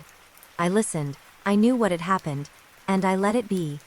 The ring, according to the diary, was hidden so no one would question why it wasn't damaged. Margaret had placed it inside a hollow beam behind the basement wall. Police were called. Detectives reopened the cold case. They found the beam. Inside was the ring, wrapped in cloth, exactly as described. Forensic testing confirmed it had never been worn again after Thomas's death. The stairs were re-examined. Old photographs revealed something overlooked decades earlier, a scuff mark at shoulder height on the wall, consistent with someone being shoved. Margaret's confession, combined with physical evidence, officially reclassified Thomas Holloway's death as a homicide. But there would be no arrest. The suspect had IED peacefully in her sleep. The revelation tore the family apart. Some believed Margaret had acted in self-defense. Others believed she had lived a lie for 2 decades while everyone mourned the wrong person. The house was eventually sold, but the basement was left unfinished. Contractors refused to work there after reading the case file, because beneath the stairs, behind the wall where the ring was hidden, someone had scratched faint words into the wood, barely visible until the light hit just right. "I remember. Sometimes the truth doesn't come from witnesses. Sometimes it waits patiently, until the person who buried it is gone." Marcus Hill had worked the night shift for nearly 8 years. Same building, same hours, same routine. The corporate office tower downtown emptied by 7 p.m., leaving only cleaning crews, security logs, and the quiet hum of elevators. Marcus liked the silence. He liked predictability. He liked that nothing ever happened. Until one night, something did. At 2:17 a.m., camera 14 flickered. That wasn't unusual. The system was old. But when Marcus glanced at the monitor, he saw movement in a section of the building that should have been empty, floor 9. That floor had been closed for renovations for months. No staff, no access cards issued. Yet on the screen, someone was walking down the hallway, slowly, deliberately. Marcus leaned closer to the monitor. The figure looked like a man in a dark jacket, head lowered. His face stayed just out of frame. Marcus picked up the radio and called out, asking if maintenance had authorization. No response. He switched cameras. The figure stopped walking. Then, slowly, turned toward the camera. The feed glitched. When it came back, the hallway was empty. Marcus felt a chill but told himself it was probably a delayed recording or system error. Still, he logged the incident and saved the footage. 20 men. Yeats later, another alert sounded. This time it wasn't motion. It was a door sensor. Storage room 9 degrees Celsius. That room hadn't been opened in over a year. Marcus grabbed his flashlight and headed upstairs. The hallway lights flickered as he approached. The air smelled metallic, sharp. When he reached 9 degrees Celsius, the door was slightly ajar. Inside, he found something that made his stomach drop. A body. The man was slumped against the wall, eyes open, skin pale. Blood had pooled beneath him. He was dressed in office clothes, still wearing a badge. The name read Elliot Warren. Marcus recognized it immediately. Elliot had been reported missing 6 months earlier. Police swarmed the building within minutes. They sealed off the floor, collected evidence, and questioned Marcus for hours. He told them about the camera footage, the figure walking, the glitch, the timing. Detectives pulled the video. What they saw changed everything. The figure on camera 14 was Elliot, alive. The timestamp showed it was recorded earlier that same night, just minutes before his body was discovered. But medical examiners confirmed Elliot had been dead for weeks. That meant the footage couldn't be real time, or recent. Investigators dug deeper into the security system logs. They discovered that camera 14's feed had been overwritten multiple times manually, something only one person in the building had the clearance to do. The head of facilities, Ronald Pierce. Ronald had worked in the building for over 20 years. Quiet, reliable, trusted. He had known Elliot personally. When questioned, Ronald claimed ignorance. Said he hadn't touched the system in months, but forensic analysis showed someone had accessed the server from his terminal earlier that night. More disturbing was what else they found. Hidden inside the maintenance network was a folder labeled Archive. Inside were dozens of video clips, each one showed a person walking through the building late at night. Each one later turned up missing. Elliot's was the most recent.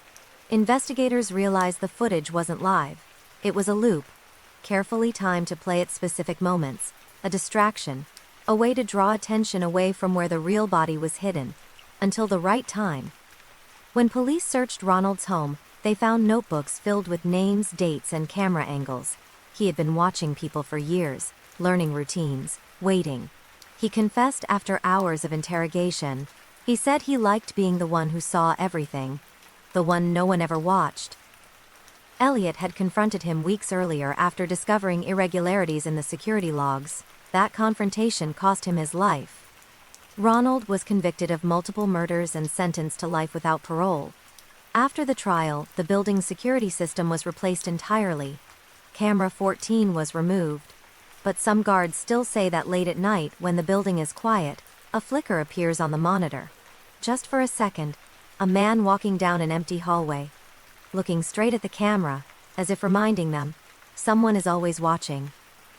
When Natalie Cruz was found dead in her apartment, investigators thought the case would be simple. She had been stabbed once in the chest. No signs of forced entry, no struggle. Her purse, phone, and wallet were still inside. The door was locked from the inside. It looked personal. Suspicion immediately fell on her boyfriend, Ethan Rowe. But Ethan had an alibi, and it seemed airtight. At the exact time Natalie was believed to have died, Ethan was on camera at a 24-hour gym across town. The footage showed him checking in, working out, even chatting briefly with the front desk clerk. Time-stamped, clear, undeniable. Police had no choice but to rule him out. The case went cold. For 2 years, Natalie's family lived with unanswered questions. Friends whispered theories. Online forums speculated endlessly. But every trail led nowhere. Until a new detective was assigned to review cold cases. She started with something simple: the timeline. The original investigators had estimated Natalie's time of death between 10 and 11 p.m. based on body temperature and stomach contents. Ethan's gym footage placed him there from 9:40 to 10:50 p.m. Solid alibi. But the detective noticed something small in the autopsy report. A line that had been glossed over. Natalie had taken a sleep aid shortly before death. That mattered. Sleep aids slow the body's metabolism. They can delay digestion. They can alter body temperature decline. Which meant the estimated time of death might be wrong. The detective asked for a re-evaluation using updated forensic modeling. The new estimate shifted the time of death forward. By nearly 2 hours, Natalie likely died closer to 12:30 a.m. Suddenly, Ethan's alibi didn't protect him anymore. The gym footage showed him leaving at 10:52 p.m. His phone then went silent for nearly 2 hours. Investigators dug deeper. They re-examined apartment key data. Natalie's door used a digital lock that recorded every entry. At 12:14 a.m., the lock was opened using a registered fingerprint. Ethan's. He claimed he had never returned after the gym, but the system didn't lie. The next breakthrough came from traffic cameras. Ethan's car was seen passing an intersection 2 blocks from Natalie's apartment at 12:07 a.m. When confronted, he said the timestamps must be wrong. Then detectives rebuilt the entire night, minute by minute. They recreated the route from the gym to Natalie's apartment. They timed the walk from her door to the kitchen. They measured how long it would take to clean a knife and wash hands. Everything fit, even the detail that had once seemed meaningless. A damp towel found in the bathroom now made sense. Under renewed questioning, Ethan's story began to unravel. He admitted he had gone back to talk things through. He said she was already groggy from medication. He said the argument escalated. He insisted he didn't plan it, but planning wasn't required, only opportunity.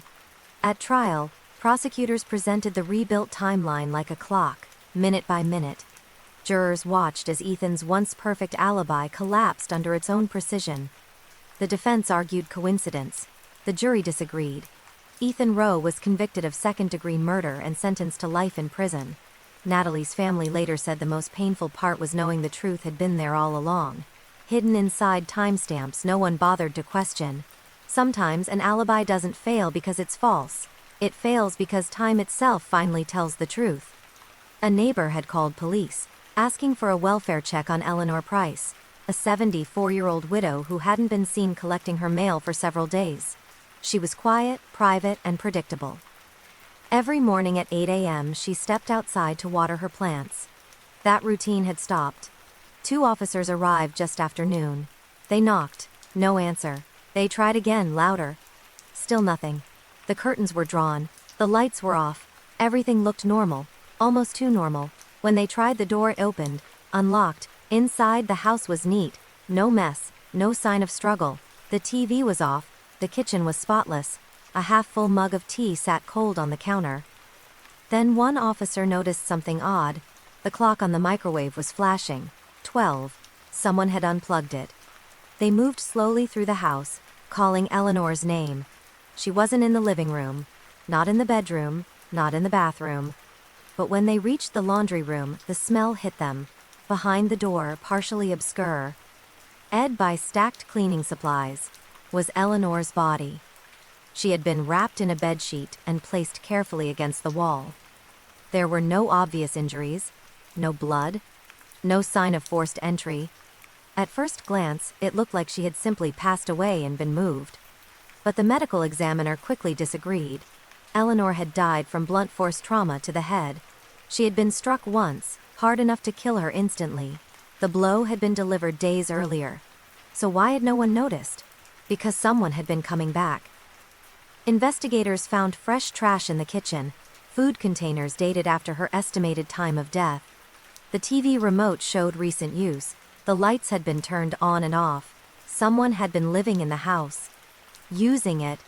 Police canvassed the neighborhood and learned that Eleanor's adult grandson, Kyle Price, had been staying with her on and off after losing his job. Neighbors recalled seeing him late at night, coming and going quietly. When questioned, Kyle said he hadn't seen his grandmother in over a week, but his phone told a different story. Location data showed him at the house every night. Worse, text messages recovered from his phone revealed arguments about money. "I just need time. You promised to help. You're not listening." A search of Kyle's backpack uncovered Eleanor's bank card and handwritten PIN. Investigators believe the confrontation happened when she refused to give him more money. During the argument, she was struck and killed. Rather than calling for help, Kyle panicked. He stayed. He cleaned. He lived in the house while pretending nothing had happened, for 3 days, using her food, her electricity, her silence. At trial, prosecutors described the case as a crime of convenience and denial. Kyle broke down on the stand, saying he never meant to hurt her. He said he was scared and didn't know what to do. The jury found him guilty of second-degree murder. Eleanor's neighbors later placed flowers on her porch. They said the hardest part wasn't that she died alone. It was that someone she loved walked past her every day afterward, pretending everything was normal. Sometimes the most horrifying crimes aren't discovered by investigators searching for evil.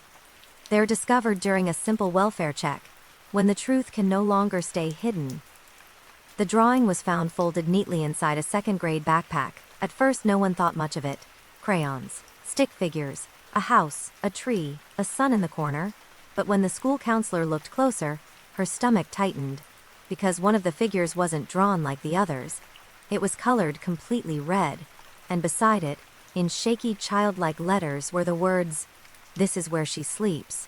The drawing belonged to Lily Parker, age 7.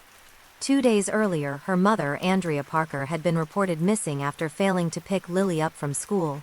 Her car was still in the driveway. Her purse was on the kitchen counter. The front door was unlocked. Police initially believed Andrea had stepped out briefly and hadn't returned. But the drawing changed everything. The counselor asked Lily gently what the picture meant. Lily said quietly, "Mommy told me to draw it so I wouldn't forget." When asked who she was, Lily hesitated, then whispered, "The man who comes at night." That statement triggered an immediate investigation. Detectives interviewed Lily with a child specialist present. She explained that sometimes, after she went to bed, she heard whispering, footsteps, a man talking softly to her mom in the kitchen. "He tells her not to yell," Lily said. "He says he's helping." When asked what the red figure meant, Lily said, "That's where Mommy stopped moving." Police returned to the house with forensic teams. At first, nothing stood out until they examined the area behind the refrigerator. The floorboards were slightly misaligned. When lifted, investigators found dark stains beneath the wood. Tests confirmed it was blood, a lot of it. Further examination revealed drag marks leading toward the back door. The house backed onto an alley. Security footage from a nearby shop showed a man entering the alley late at night pushing a large trash bin. The man was identified as Daniel Cross, Andrea's former boyfriend. They had broken up months earlier after repeated arguments. Friends said he was controlling and obsessed with fixing things. Phone records placed him near the house multiple nights that week. His phone also contained a series of deleted messages sent to Andrea. "Let me help. You're making this harder. You won't have to worry anymore." When police searched Daniel's apartment, they found cleaning supplies, blood-stained gloves, and a sketchbook. Inside the sketchbook were rough drawings. One page stood out. A child-style drawing. A house, a red shape, and a stick figure labeled her. It matched Lily's drawing almost exactly. Confronted with the evidence, Daniel claimed Andrea had let him in willingly. He said they argued. He said it was an accident. But investigators had already uncovered more. A shallow grave was found near an abandoned drainage area behind the alley.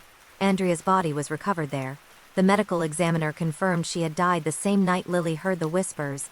In court, the prosecution displayed Lily's drawing on a large screen. The courtroom went silent.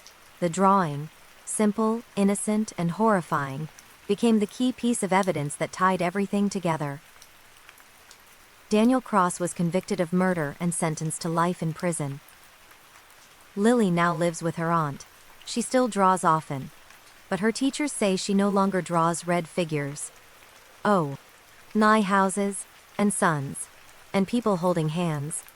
Sometimes the smallest witnesses see the most important things, and sometimes the truth is drawn long before it is ever spoken. When police arrived at the small rental house on Pine Street, Aaron Cole was sitting on the front steps with blood on his hands. He didn't run. He didn't resist. He just kept repeating the same sentence. "I had no choice."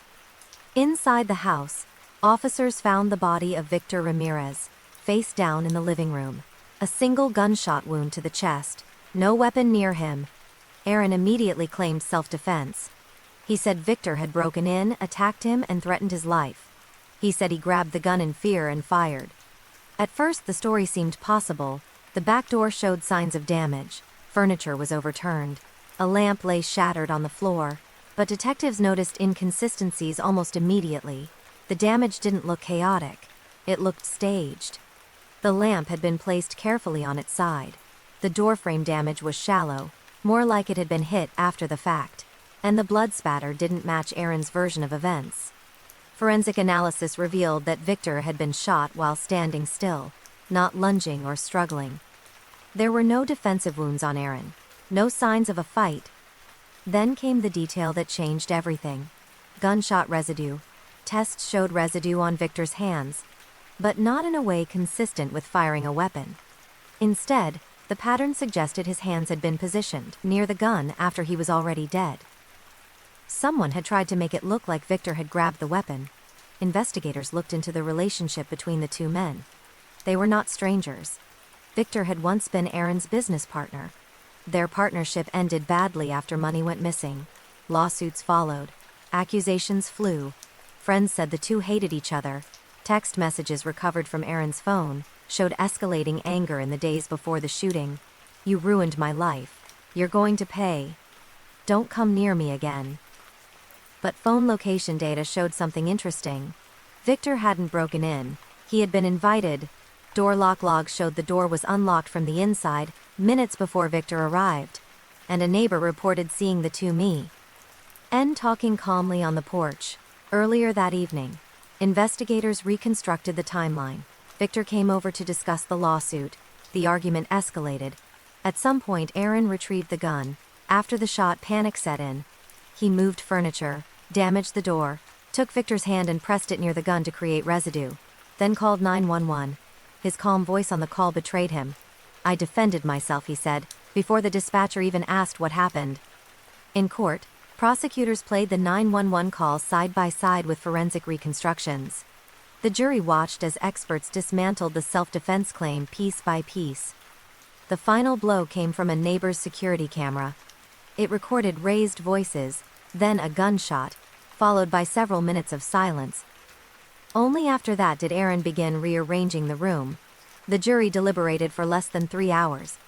Aaron Cole was convicted of second-degree murder. As he was led away, the judge said something that echoed through the courtroom. "Self-defense does not begin after the danger is already past." The house on Pine Street was later sold. But locals still say that at night, the porch light flickers, as if replaying the moment when a lie tried and failed to look like the truth. The disappearance of Megan Turner baffled police from the start.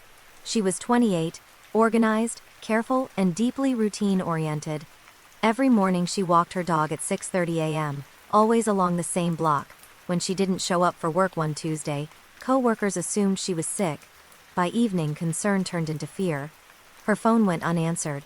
Her dog was still inside her apartment. Her car was parked where she'd left it the night before. There were no signs of forced entry. The front door was locked. The windows were intact. It looked like she had simply vanished. Police canvassed the apartment building, asking neighbors if Hay had seen or heard anything unusual. Most said no. A few mentioned hearing faint noises late at night but couldn't be sure. Then one neighbor spoke up. "I have a doorbell camera," he said. "You might want to see this." The footage was from 2:14 a.m. At first it showed an empty hallway. Then Megan stepped into frame, barefoot, wearing pajamas. She looked confused, like she'd just been woken up. Behind her was a man. He stayed partially out of frame, but his arm was visible, guiding her forward. She didn't appear to be struggling. That was the chilling part. She looked compliant, almost calm. Seconds later, the two walked out of view toward the stairwell. That was the last time Megan was seen alive. Police zoomed in on the man's arm. There was a distinctive tattoo near the wrist, a broken compass. Detectives circulated the image quietly among officers. One of them recognized it immediately. The tattoo belonged to Evan Miles, a maintenance contractor who worked in the building intermittently. He had access to master keys. When police checked his work records, they saw he'd been scheduled to repair a leaking pipe on Megan's floor earlier that week. He knew the layout, the locks, the blind spots. They brought Evan in for questioning. He claimed he'd never been to Megan's apartment at night, said he barely remembered her, claimed the tattoo could belong to anyone, but his phone betrayed him. Location data placed him in the building at 2:11 a.m. Even more damning, his phone connected to the building's Wi-Fi for 7 minutes. Search warrants followed. In Evan's van, investigators found duct tape, gloves, and a roll of plastic sheeting. Behind a storage unit he rented on the edge of town, search teams discovered disturbed soil. Megan's body was buried less than 3 feet down. The medical examiner confirmed she had been sedated before being moved. When confronted with the doorbell footage, Evan broke. He admitted he had gone to her apartment under the excuse of a maintenance emergency. He said she opened the door willingly. He claimed he never meant to hurt her. But evidence showed planning. The sedative had been prepared in advance. The timing was deliberate. The route he took avoided cameras, except for the one he didn't know about. At trial, prosecutors played the doorbell clip on a loop. The courtroom watched in silence as Megan followed the man she trusted, unaware she was being recorded, or that the recording would later speak for her.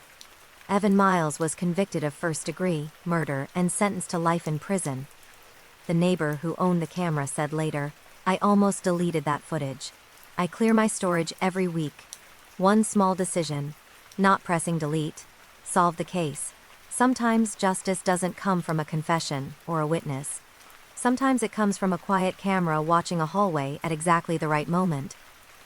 The last message Hannah Lowe sent was simple. "He says he can help me get home." It was sent at 12:41 a.m. to her roommate. 30 minutes later, her phone went silent. Hannah was 23, new to the city, and working late shifts at a downtown cafe. She didn't own a car, so she often relied on rides from coworkers or rideshare apps. That night, her phone battery had dropped below 5%, and she didn't want to wait alone at the bus stop. Security footage showed her standing outside the cafe, arms crossed against the cold. Then a car pulled up. She leaned toward the window, spoke briefly, nodded, and got in. The driver wasn't a rideshare. He was someone she recognized. That detail would haunt investigators later. When Hannah didn't come home, her roommate assumed she had stayed over with a friend. By morning, panic set in. Calls went unanswered. Her phone went straight to voicemail. Police began tracing her steps. The cafe cameras gave them the first clue, the car. A dark sedan with a cracked taillight. They enhanced the footage and pulled traffic cameras from nearby streets. Within hours, they had a partial plate. It belonged to Lucas Grant, a security guard who worked in the same building complex as the cafe. He had spoken to Hannah several times before, friendly, polite, always offering help. Co-workers remembered him saying things like, "If you ever need a ride, just ask." He had been the nice guy. When police questioned Lucas, he claimed he hadn't seen Hannah that night, said he went straight home after his shift. But traffic cameras placed his car circling the block minutes after her shift ended. His phone location showed the same. Investigators searched his vehicle. In the trunk, they found strands of hair matching Hannah's. Then they searched a wooded area near an old access road Lucas passed on his commute. There, they found disturbed ground. Hannah's body was buried shallowly beneath leaves and dirt. The autopsy showed she had been strangled. Toxicology revealed sedatives in her system. Police pieced together what happened. Lucas had offered her a ride, presenting himself as safe and familiar. Once inside the car, he drugged her drink. She lost consciousness within minutes. He drove her away from the city before killing her. During interrogation, Lucas claimed she had trusted him too easily. That sentence became a centerpiece at trial. Prosecutors argued he had weaponized trust, using familiarity and kindness as tools. Text messages from his phone showed a pattern.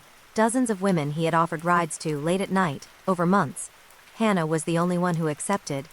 The jury took less than 2 hours. Lucas Grant was convicted of first-degree murder and sentenced to life in prison. After the case, Hannah's friends started a safety campaign, encouraging people to double-check rides and trust their instincts, even with people they think they know. Her roommate later said something that stayed with investigators. She didn't trust the wrong person because she was careless. She trusted him because he made himself look safe. Sometimes danger doesn't look like a threat. Sometimes it looks like help, offered at exactly the wrong moment. At 2:03 a.m., the emergency dispatcher froze mid-sentence. The call on the line was whispering, "I can hear him walking. Please hurry." The address on the screen belonged to Martha Klein, a 68-year-old widow who lived alone in a quiet cul-de-sac. Officers were dispatched immediately.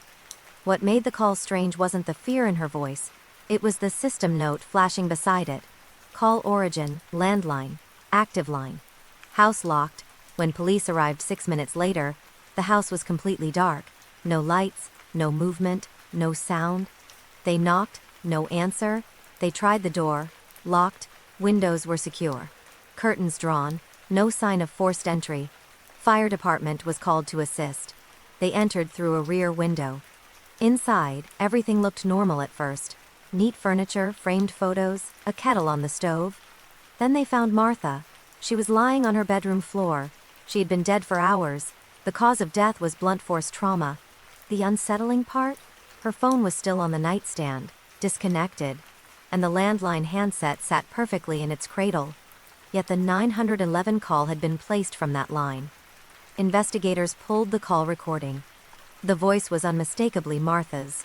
Same tone, same slight tremor, same cadence, but medical examiners confirmed she had been dead at least 3 hours before the call was made, which meant one thing: the call happened after she died. Police initially suspected a technical glitch or replay error, but phone company engineers ruled that out. The call was freshly initiated, not a recording replay. Then came another disturbing detail. In the background of the call, faint but audible, was the sound of a grandfather clock chiming. Martha owned one. It was located in her living room. Detectives searched the house more carefully. Behind a tall bookshelf, they found something they had missed before: a narrow access panel leading to a crawl space between walls. Inside the crawl space were shoe prints, food wrappers, and a small flashlight. Someone had been living there. Neighbors were questioned again. One mentioned seeing Martha's nephew, Caleb, occasionally visiting late at night. He had helped her with repairs months earlier.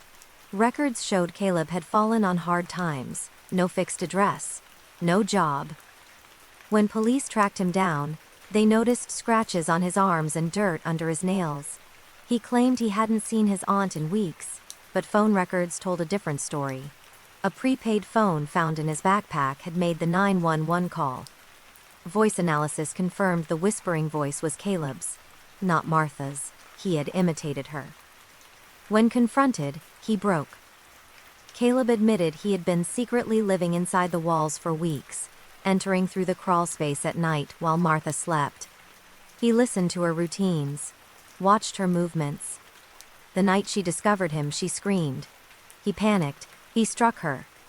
Afterward, terrified, he hid again, inside the house. Hours later, hearing police sirens in the distance from another unrelated call, he panicked and dialed 911 himself, using his aunt's landline to make it look like she was still alive. He whispered to buy time, to confuse them. It almost worked. Prosecutors later called it one of the most disturbing cases of covert occupancy they had ever seen. Caleb was convicted of murder and sentenced to life in prison. The house was sealed and demolished. Neighbors say the quiet on that street feels heavier now, because the most terrifying part wasn't the crime itself. It was knowing the call for help didn't come from outside. It came from inside the locked house. The funeral for Rebecca Hale was quiet, respectful, and painfully ordinary. She had died suddenly at 35, found unresponsive in her home. The official cause was listed as an accidental overdose, a tragic mistake, the doctor said. Her family was devastated but accepted it. Rebecca had struggled before. It made sense, almost too much sense. The service was held on a gray afternoon. Friends spoke softly, flowers lined the chapel, and near the front row sat her husband, Daniel Hale, dressed in black, head bowed, grieving perfectly, until he spoke. During the reception afterward, Daniel approached one of Rebecca's coworkers and said something strange. She hated lilies. I don't know why they use them. The coworker froze. Because Rebecca had loved lilies. She had them tattooed on her wrist. Everyone knew that. The coworker brushed it off at first. Grief made people say odd things. But later that night, she couldn't stop thinking about it. The comment didn't sound like confusion. It sounded rehearsed. She mentioned it to Rebecca's sister a few days later. That conversation reopened a wound. Rebecca had always been careful with medication. She logged doses. She avoided mixing prescriptions. The overdose explanation had never sat right with her family. They asked police to review the case. Reluctantly, investigators reopened the file. The autopsy showed high levels of medication in Rebecca's system, but something had been overlooked. The pills hadn't dissolved in the way they should have if taken naturally. They had been crushed and forced. Toxicologists determined the drugs had likely been administered in liquid form. That meant someone else had given them to her. Attention returned to Daniel. He claimed he had gone to bed early the night Rebecca died. Said he found her unresponsive in the morning.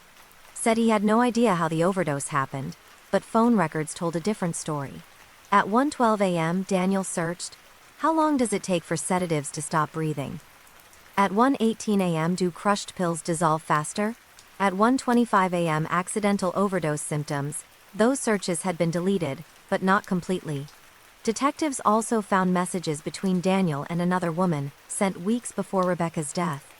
"I can't leave her yet. Soon it'll be over. We'll finally be together." The woman claimed she thought he meant divorce, but the timeline didn't match. Investigators exhumed Rebecca's body for further testing. Additional analysis revealed bruising on her jaw, consistent with someone forcing liquid into her mouth. The case officially became a home. I sighed. When confronted, Daniel denied everything.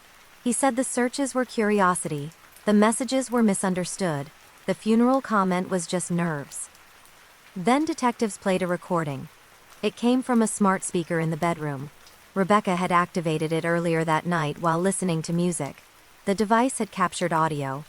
At first only muffled sounds. Then Rebecca's voice, weak and confused. "Why are you doing this?" Then Daniel's voice, cold and quiet. "You'll understand later." The courtroom was silent when the audio ended. Daniel didn't look up. The jury deliberated less than an hour. He was found guilty of first-degree murder. At sentencing, Rebecca's sister spoke through tears. She trusted him with her life. He repaid that trust with a lie so small he thought no one would notice. The judge agreed. Daniel Hale was sentenced to life in prison. The lilies at the funeral were later replaced with roses, Rebecca's favorite. And in the end, it wasn't a confession, or a witness, or even forensic science that cracked the case. It was a single careless sentence. One lie, spoken at a funeral, that unraveled everything.